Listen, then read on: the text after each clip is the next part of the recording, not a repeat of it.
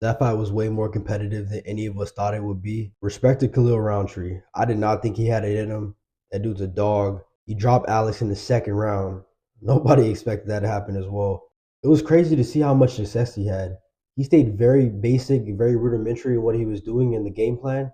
I thought Alex would KO Khalil in the first two rounds. Khalil makes a lot of mistakes. He's a very reactive fighter. He reacts to feints. He'll throw big hooks off reaction. It's just his instinct. He doesn't really work behind his jab too much. I haven't seen that from his game. But in this Alex fight, he was working behind his jab. He was shooting the 1-2s. Alex kept evading in straight lines. He would exit the pocket in a straight line. He wouldn't take angles. And he was getting caught for that. The straight left was constantly finding the mark on Alex Pereira. And overall, Khalil had a lot of success with his blitz. I thought he won the first two rounds.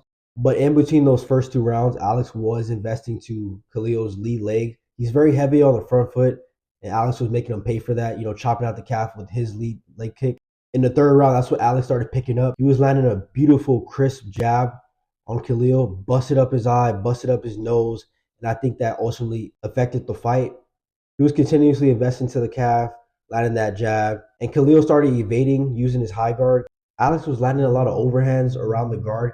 He wasn't really looking too much for his left hook, and when he did throw the left hook, it would whiff a lot. I was actually surprised that his left hook didn't really land too much. Khalil, like I said, is very open and telegraphed at times. Granted, in this fight, he was more calculated, he was more disciplined, but the competitiveness of the fight surprised me. I don't think the fight should have ever been, this competitive. I can name 6 light heavyweights that I think are better than Khalil Rountree, honestly. No shade to him. He's a good fighter, respect, but Alex did what he was supposed to, and he eventually got the TKO. But that was kind of worrying to me, like being that competitive with Khalil Rountree. Like, come on, bro, you're Alex Pereira. But in the finishing sequence, it was very beautiful. Khalil Rountree was already busted up. Alex was headhunting a lot in this fight.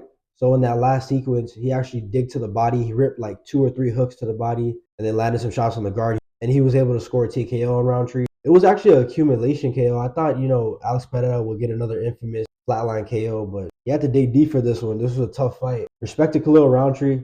I think the next fight for Khalil Rountree has to be Jamal Hill. They should rebook that fight, a 3-rounder on a pay-per-view. For Alex Pereira, we need to see the Ankalaev fight now. If Ankalaev is able to get past Rakic, if Rakic wins, that's a different story. Maybe they'll, we could do the DDP fight or something of that sort. If Ankalaev wins, we have to see that fight. We have to see Pereira against a well-rounded fighter. And if he's able to, get past Ankalaev, there's not going to be any more doubters. I am starting to lean a little more towards Ankalaev. I just think, the overall mix-up is going to be too much for Pereira.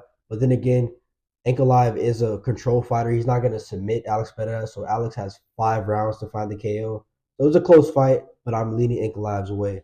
Overall, it was a decent performance. I thought he could have looked a little better. Defensively, he always has his flaws, and I don't think they're ever going to go away. He's already 37. So the chances that he's able to correct those defensive mistakes is very low.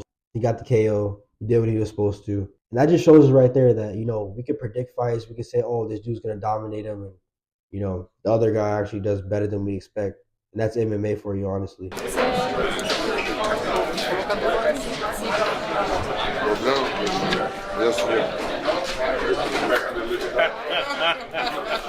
É um pedaço só.